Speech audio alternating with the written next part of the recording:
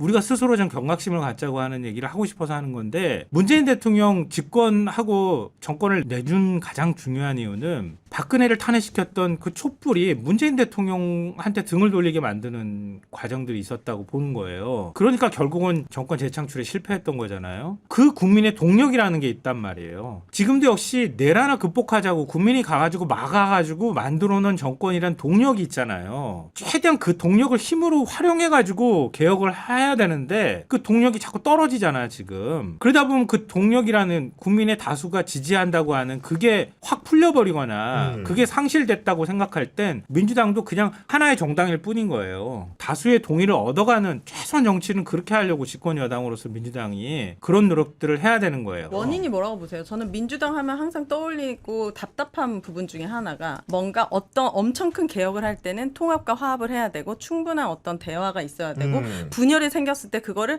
최대한 잘 봉합해서 갖고 올라가야 되는 그런 답답함이 있거든요. 근데 개혁은 그냥 개혁인 거예요.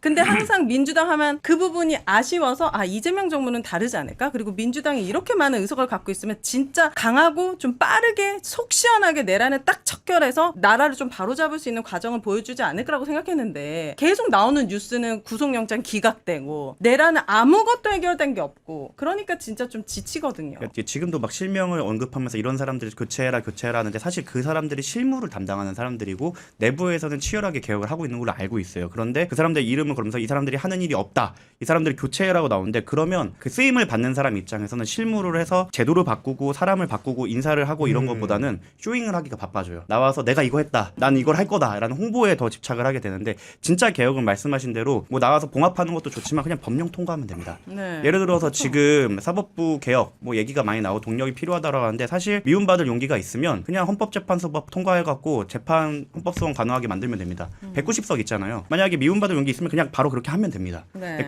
그 빌드업을 쌓아가는 과정이 좀 노이즈가 좀 많다. 사법개혁 지금 헌법 개정 사항이 아닌 부분들은 민주당이 사실 비난받을 용기 갖고 그냥 가면 돼요. 근데 지나치게 좀 노이즈가 많기 때문에 중도는 그러니까 우리를 지지하시는 분들이야 그거를 이해하고 분노를 같이 해주고 공감해주겠지만 중도 입장에서는 그래 어떻게 할 건데 우리 밀어줬잖아. 그럼 결과를 줘라고 하는데 지금까지 사실 내란 재판부도 안 만들어졌죠. 그렇다고 사법개혁에 대해서 지금 당위성만 쌓아가고 있지 그 결과가 나온 게 없지 않습니까? 네. 검찰개혁도 그래요. 필요하다면 그냥 법령 통과하면 됩니다. 지금 사실 국민의힘이 어차피 동의해줄 것 같지 않잖아요. 근데 그 과정이 너무 오래 걸렸고 너무 시끄러웠다 이거예요. 각 개별 국회의원분들이 그걸로 인해서 스타가 되고 더 유명해질 수는 있겠죠. 하지만 국민의 피로도는 올라가고 민주당 정부 특히 이재명 행정부에 대한 부담은 커진다고 생각을 합니다. 그래서 강훈식 비서실장님께서 조용한 개혁이라는 그 주문을 했던 것 같습니다.